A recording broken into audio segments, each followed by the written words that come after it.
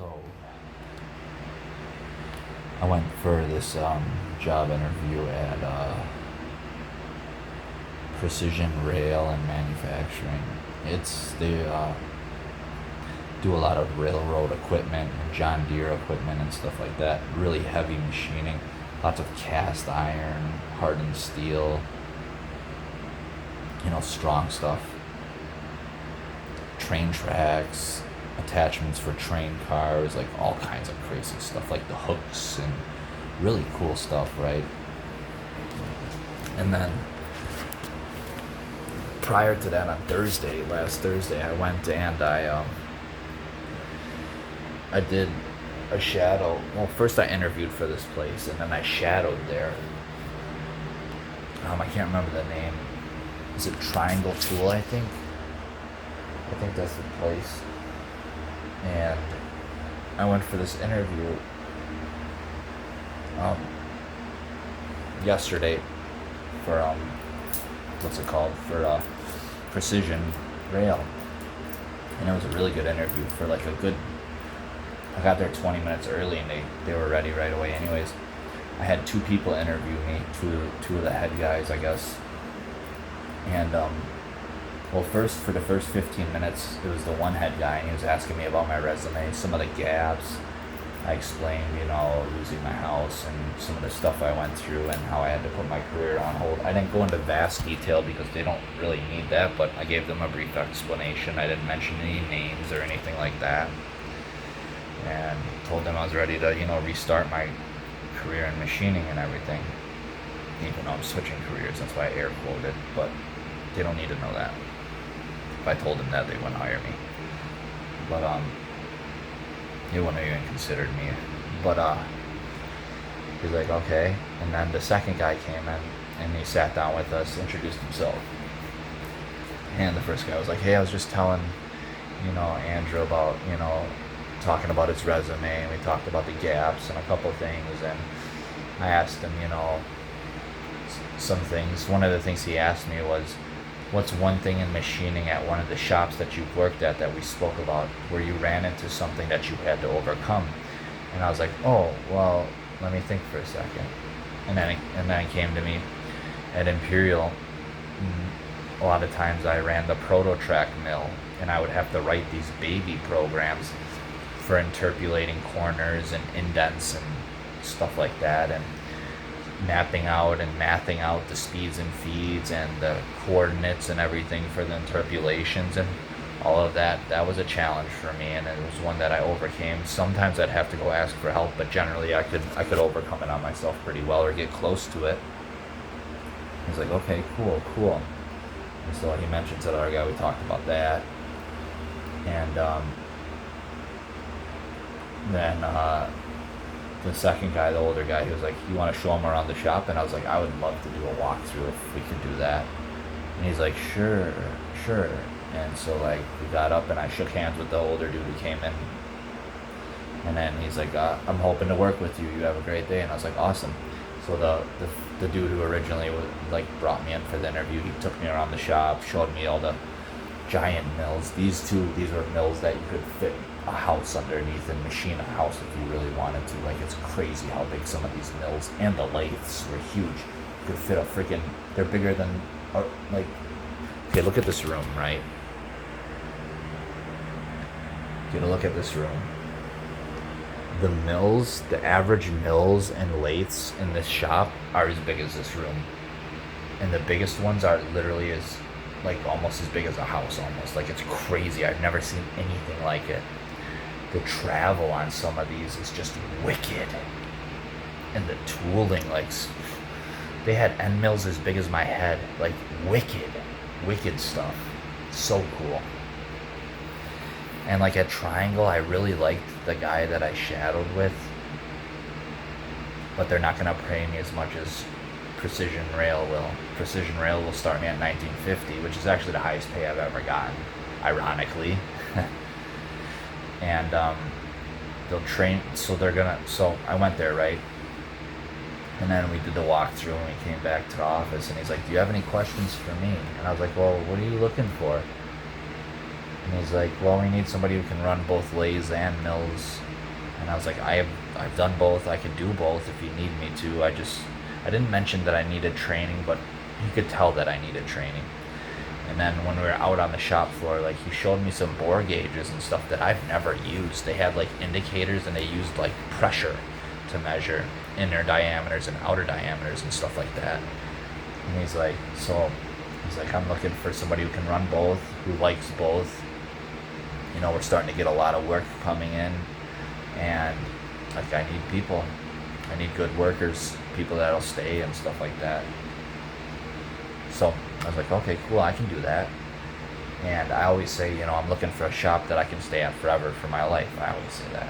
And I was, and, you know, but, like, I don't like being deceptive, right? I really don't. It's not cool, but I have to do what I have to do right now to get my foot in the door at a machining job while I go to school.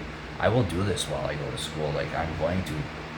I don't know exactly how I'm going to map it out to full-time work and then part-time school, or I'm not sure exactly how I'll map it out. But if I have to go to school for 3-4 hours in the morning and then take a couple hours off and then go to work for an 8-hour shift, I'll do it.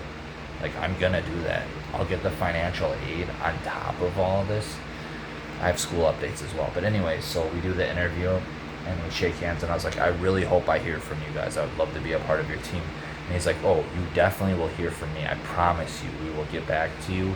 It'll probably be after the holiday. July 4th's coming up. But I promise you, right after that, I will get back to you. And I was like, all right, cool. And so I walked out and told everybody, have a blessed day.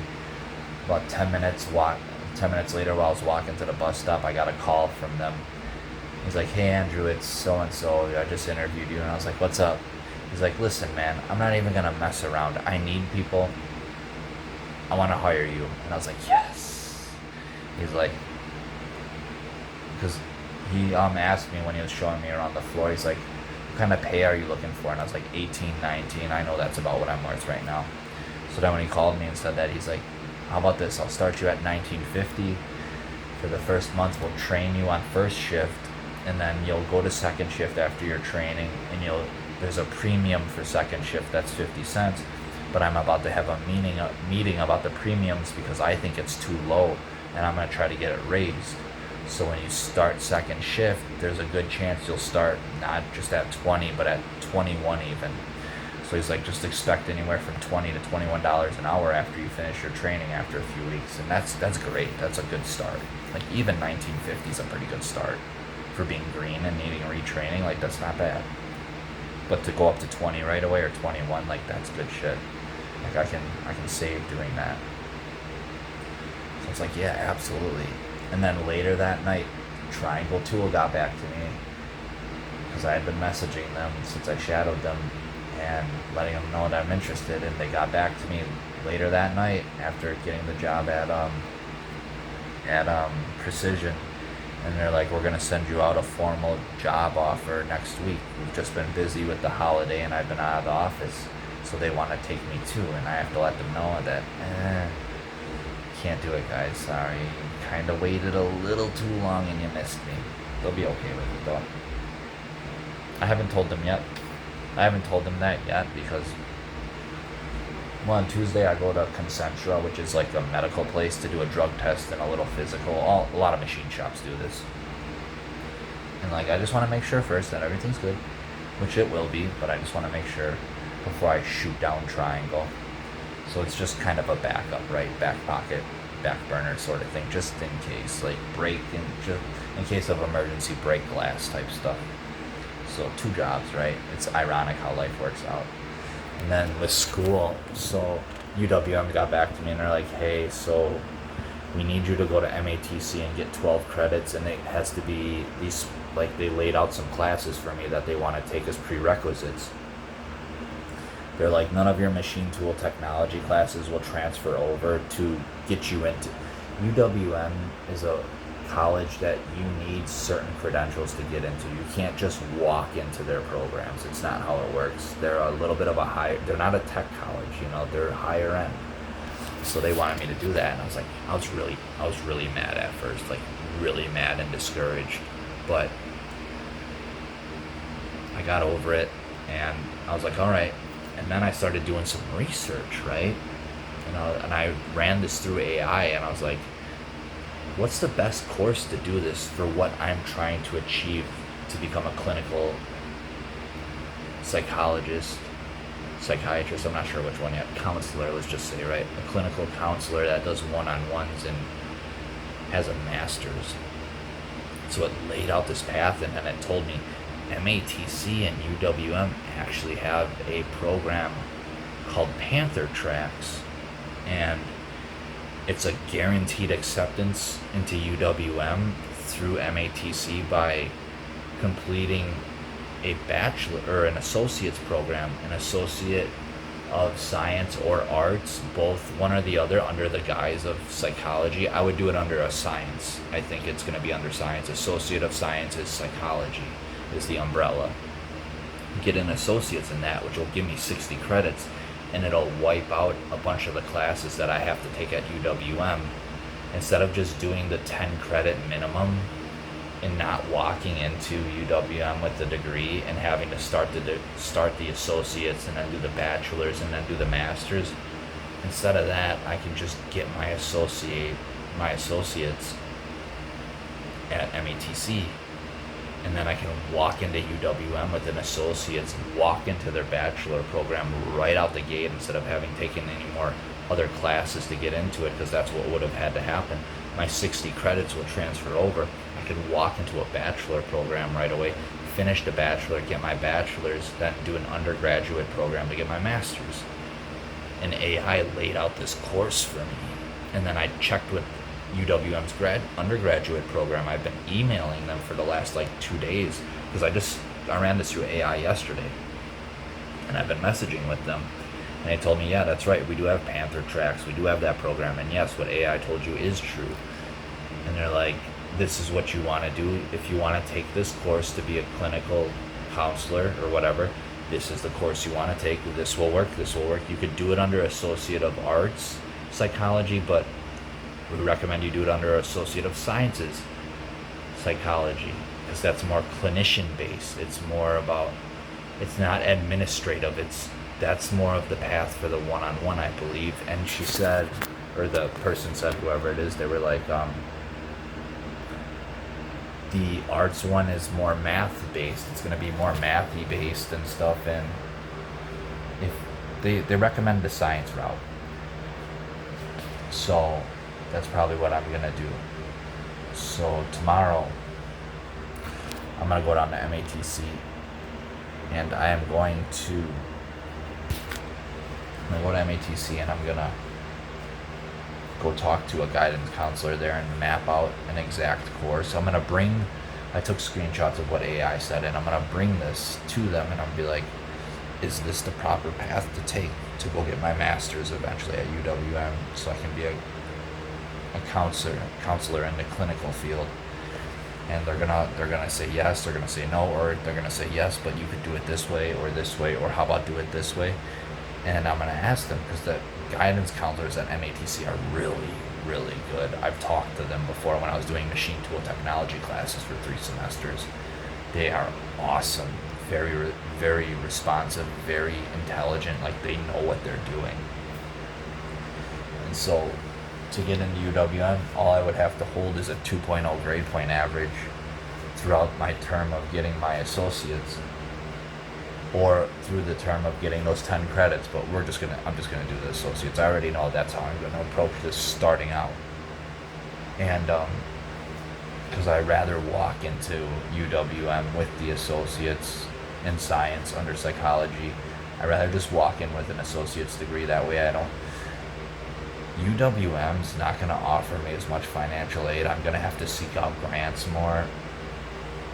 I think it won't be as much financial aid as I'll get at MATC, but I could be wrong. They're all degree bases, so I should be able to get it regardless. But I think when I get to UWM, there's going to be some out-of-pocket paying that I'm going to have to do. This way I can go to MATC, and they verified for me that yes, you'll get the financial aid for the associates of science psychology or art psychology. Like, you'll get financial aid for that. It's absolutely, you can get financial aid for it. You'll get loans and grants, and I'll be able to live off of those while I work, which will help me get a vehicle and pay for my own place and everything. I'm actually thinking about maybe trying to live on campus. I think that's what I'm going to try to do, but I'm not 100% sure yet. We'll see how that pans out. I'm going to talk to them tomorrow, see how much that is compared to an apartment. It would be really cool to live on MATC's campus. They don't let you pay financial aid to do it. You have to have a job, but I would love to do that so I could just only have to travel to go to work and have my own little dorm at the school. Like, that's so perfect. I don't have to go anywhere for school. Like, that would be great. So convenient. So, like, I think that's what I'm gonna try to do, and that's the course that I'm laying out for myself here, or that God has laid out for me. Like, this is it. This is what I want to do. This is the right course of action, I think. So I got a job. I got my school mapped out pretty decently. There's a $2 admission fee. Otherwise, I would have already done the admission. I reactivated my MATC account. It's been reactivated. I updated all the info, changed everything, so now I can apply, but there's a little $2 fee. But if I go there in person, I can have the fee waived, so I'm going to go do that tomorrow. Then I'm going to talk to the guidance counselor. I'm going to rack up my classes, sign up for everything, and by the end of tomorrow, hopefully they're there tomorrow. It is a holiday weekend, so it might be a 3-day off week for them. We'll see. But I'm going to, if not, I'll have to go there on Monday or Tuesday. But I'm going to have everything set up for school by Tuesday, but hopefully tomorrow. So that's the course I laid out. That's being laid out. Like, I'm excited for it. I'm really hyped. And I got my best friend Matt, looking for an apartment for me, either in Oak Creek, West Allis, or Greenfield. Those are the 3 counties that I would like to live in, that are close enough to MATC and my work. The job is in Oak Creek, so as long as the apartment is either in West Allis or Greenfield or Oak Creek, then I'm close enough to the school and my work to where I'll only have to take 2 buses maximum. And I like that. I'm not trying to ride more than that. So, like, I got him hunting for me. I'm going to do a little searching on Facebook Marketplace, but I plan to be moved out of here within the month, or at the very latest before school starts. But I think I am going to try to live on campus, and depending on how fast I could set that up, like, shit. So I'm just taking it one day at a time and building my future here and getting things set up, and I'm pretty excited. Yeah, things are coming along. Things are really coming along. Like, I'm gonna be a counselor. It's happening. Like, it's really happening. Like, I'm kicking it off. I've reactivated my school account. I have my school number again, my ID number. I have the email. Like, I'm all set up. All I have to do is actually do the admittance fee and set up the classes and apply for financial aid, and I can wipe all that out in one day. Since MATC is a tech school and I've been there and I've been in their good graces, I've never skipped classes, I've never messed up financial aid, I've had good grades, all that stuff. I ended my last semester with a 3.56, and my overall GPA is almost a 3.0. It's not that high because my first semester I didn't do well because I'd never picked up a tool in my life, so I got all C's and D's and I had to redo a lot of classes. But after that, I hit my second semester and my third semester, and I started to just rock, just B's and A's, except for in blueprint reading. That's a hard class. Like, the blueprint reading 2, I got a D in. I got a D minus in that because it's a very hard class, and also the textbook answers didn't match the actual real life answers a lot of the time, and the teacher told us that, and the grading was a little off, and they needed to really improve it and tweak it. So he said, like, don't feel bad if you get a bad grade. And very hard class. I can read blueprints, that's not the problem. It's just some of those blueprints got so complex that it was just crazy. And again, sometimes there'd be multiple answers for some of these questions, or none of the multiple choice questions would actually be the correct answer, but the book would say it was the correct answer. Like things like that were happening in the class. Like he's like, we really need to tweak it. We haven't got a chance to yet. So take everything in your grading with a grade of salt. Honestly, I should have finished with a C or probably a C. I have about average blueprint reading skills. I'd say they're average. So blueprint reading 1 I did decent in, but it was 2 that really got me, and that was in my second semester. But again, I was still fresh to everything, still learning everything, still new to it. So learning the hidden lines and the different ways to view blueprints, and oh my goodness, there's just so much that goes into blueprint reading. You guys don't even know it. You guys don't understand. There's books and books about it. It's insane how complex and deep blueprints can get. And then it depends on how these engineers write them out. And this is why machinists and engineers really bump heads. Us machinists, we don't like engineers for the most part. And I'm pretty sure engineers feel the same about us. We think they make some stupid designs. And I've seen some dumb, stupid blueprints in some of the shops I've been in. And other employees have said the same thing. Even the more veteran ones have been like, these blueprints are stupid. They're stupid. Either a blueprint should have the minimal amount of information to get the point across, but sometimes they're filled with way too much images and info, and it just confuses. Anyways, I'm getting off topic. So that's the course laid out. Everything is coming together slowly. I'm getting ready to move, get out of the north side, and really pursue what I love and want to do, and what I'm put on this earth to do and meant to do. I know why I'm here. Like, it feels good to know your purpose in life. It feels good to know the meaning of why you're here. So yeah, that's what's going on. I'm excited.